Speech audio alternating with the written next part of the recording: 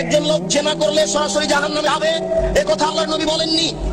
একটা লোক চুরি করলে সরাসরি জাহান্নামে যাবে, এ কথা আল্লাহর নবী বলেননি। পিতামাতাকে গালি দেওয়া পৃথিবীর দ্বিতীয় মহাপাপ। পিতামাতার অবাধ্য চলা পৃথিবীর দ্বিতীয় মহাপাপ। এরপরেও যদি মানুষ পিতামাতার অবাধ্য চলে, সরাসরি লোকটা জাহান্নামে যাবে, এ কথা আল্লাহর নবী বলেননি। আল্লাহর নবী প্রথম দুই বাক্য বলার পরে তৃতীয় বাক্য বলে আগের দুই বাক্য ঠেকিয়ে দিয়ে বলছেন, কেউ যদি আমার দিকে কোনো কথা ধাবিত করে, সেই কথা যদি আমার না হয়, তাহলে তার থাকার জায়গা জাহান্নাম। এবার আপনার সাথে আমার কথা, আপনি যেদিন ক্লাস 2 এ পড়েছিলেন, সেদিন একটা গল্প পড়েছিলেন। নবী যে রাস্তা দিয়ে হাঁটতেন, একজন বুড়ি সে রাস্তায় কাঁটা পুঁতে রাখতো। নবীর পায়ে কাঁটা ফুটলে বুড়ি খুশি হতো। একদিন দেখলেন নবী রাস্তায় কাঁটা নাই। তিনি ভাবলেন বুড়ির কিছু হয়েছে। তিনি বুড়ির বাড়ি গেলেন, দেখলেন সত্যিকারই অসুস্থ। তিনি পরিচর্যা করলেন, বুড়ি ভালো হয়ে গেল। ঘটনা যে মিথ্যে? জি না। আমার হায়াত পর্যন্ত সময় থাকলো আমার দিনী ভাইদের উপরে। আপনার হায়াত পর্যন্ত সময় থাকলে আপনি আমার হায়াত পর্যন্ত এর সত্যতা প্রমাণ করতে পারবেন না ইনশাআল্লাহ।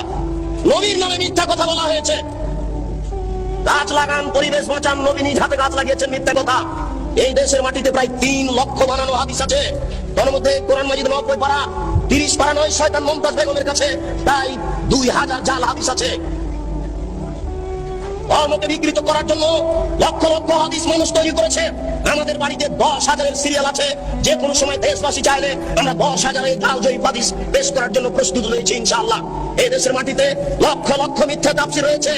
নবী ঈদের মাঠে গেলেন, একটি ছেলে কাঁদছে। নবী বললেন, তুমি কাঁদো কেন? আমি এতিম ছেলে। নবী বললেন, আমি এতিম ছিলাম, আমি এতিমের অসুবিধা বুঝি। এই বলে তিনি কোলে নিয়ে আয়েশা রাদিয়াল্লাহু তাআলা আনহার কোলে তুলে দিলেন।